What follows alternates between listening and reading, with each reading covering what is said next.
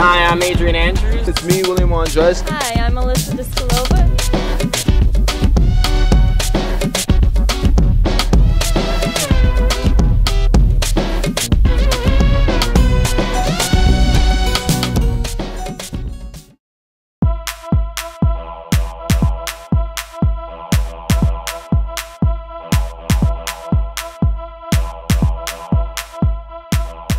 I'm Alyssa, by the way. Simon. Nice to meet you. So, what's going on in your truck? Well, there's a farm going on in the truck. We have 5 rows of lettuce and greens. This middle row is kale. The 2 rows on either side are arugula. And on the outside, we have a spring lettuce mix. Beyond that, these happy-looking guys are tomatoes on the end here. It's basically the most amount of land that my partners and I own. So we decided to plant a farm in the back of the truck. I think it is realistic that people can do a little more thinking about their food and where their food comes from and how food comes to be.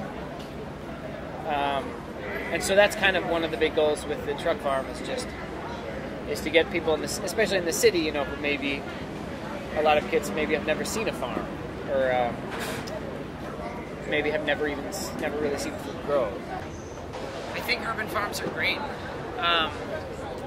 People, you know, there are some really amazingly innovative urban agriculture projects happening.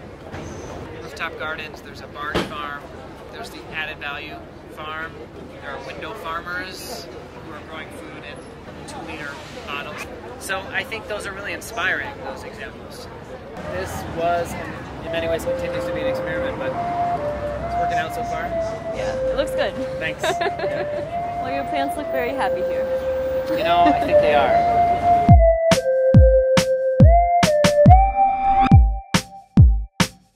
And here we have... Renee! What is this? So this is Dogzilla. Dogzilla is the second robot created by the Lower East Side Girls Club. Our first one was Girlzilla, which was featured in the New York Times, at Makers Fair, and on the Martha Stewart Show. So we figured we can make one, we'll make another. So we made a pet. How long did it take you to collaborate this project?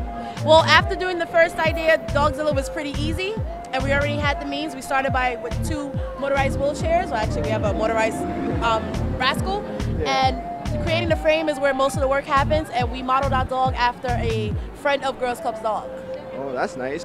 What is your next invention of a robot? That's top secret. Oh, that's top secret. It's top secret. Okay, it's top secret. All right, well, best of luck to y'all, and I hope you come up with a next invention, a great invention better than this. Thank you so much. You're very much welcome.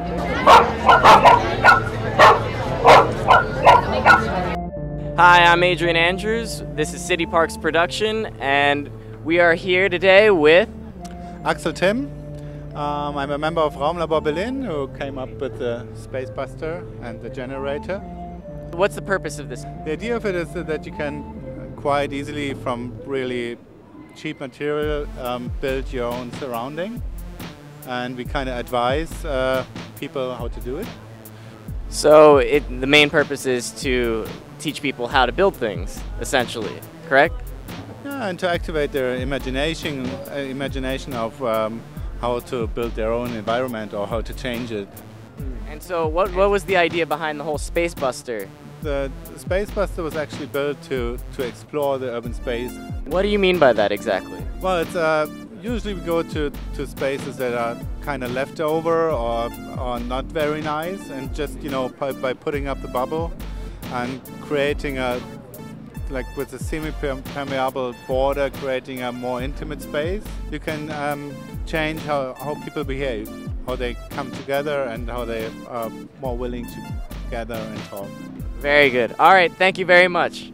Hi, once again, it's me, William Andres, and here we have Morgan Magda-Saxby. Okay, and so I'm wondering, what is this based on? What is your idea of having this here? Well, this is a pop-up adventure playground, which is a space, as you can see, full of loose scrap materials, donated or scrounged from places all around the city. The kids do different things every time we run one of these. Sometimes it's a jungle, today it was a maze. They just, whatever they feel like making. Okay, and what kind of resources are you using to make this happen? A lot of wardrobe boxes and fabric. We also have some books of carpet samples and tile samples, just all kinds of really weird and wonderful things that we could find of different sizes and textures. That's nice. And do you feel like the kids enjoy this kind of activity? Like they're free? Yeah, I think they really do. I think that that the freedom to do what you want isn't something that you get very often as a kid anymore, you know? Yeah. Especially not with materials. You're usually told, you know, be careful, be safe. I like that.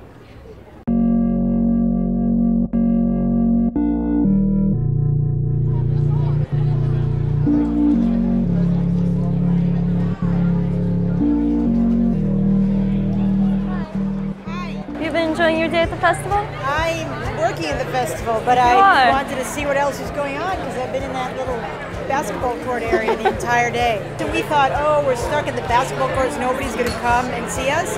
But it's actually been amazing because we're in this enclosed area where people feel like they can spend time. They're not like being pushed by the flow of the street traffic. I am amazed how many people have come and sat down and discussed their food flow with me, which is what we're talking about. Like where your food comes from, where it ends up. We're doing this sort of ground-to-ground exploration, and I made a grapefruit peel, ginger peel, syrup elixir that I give to everybody in exchange for telling me their stories. I love the idea of it. I think it's perfectly timed too. You know, when we're all getting out into the city again and thinking about new ways to engage with the city and what the city can mean to us. I think it's a great festival. It's so big, you know. We keep going down these streets, and every way we turn, there's more tents. So I really love that crocheted artist over there. It really reminds me of Burning Man. I've been to Burning Man 11 times since 1997.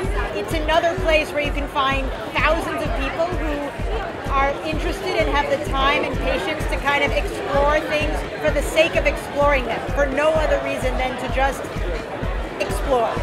Watching the hourly Zumba class has been endlessly exciting. And all different age people, and the audience is bigger than the participating group, but the group is very big, and the audience is watching. It's insane. That spot is now we decided the best spot to have.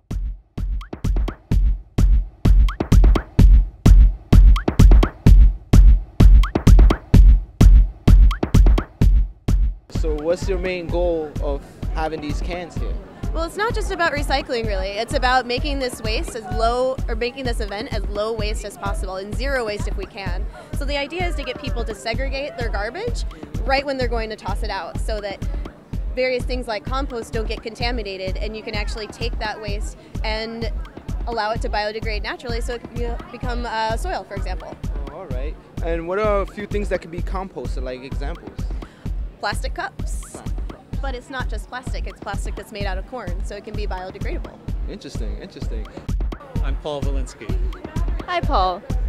So we'd like to know what this is, what it's all about, what its purpose is, and how it got started. Well, this is a 30-foot house trailer. It is identical to the trailers that FEMA used after Hurricane Katrina to house people who were displaced by the storm. I basically made a design and build exercise, which was to take this FEMA trailer and rebuild it into a green structure that uses sustainable materials and is powered exclusively through solar and wind power, and which could be used as a mobile artist studio. It's been very heartwarming to be around so many people that share a similar sensibility and are so creative and really want to explore. And it's like, everybody's so nice. They're really nice. Yeah. They're really nice to have this many people concentrated in one spot in New York that are nice. Very unusual. I've been thinking what to do with my future. I could be a mud doctor, checking out the earth underneath.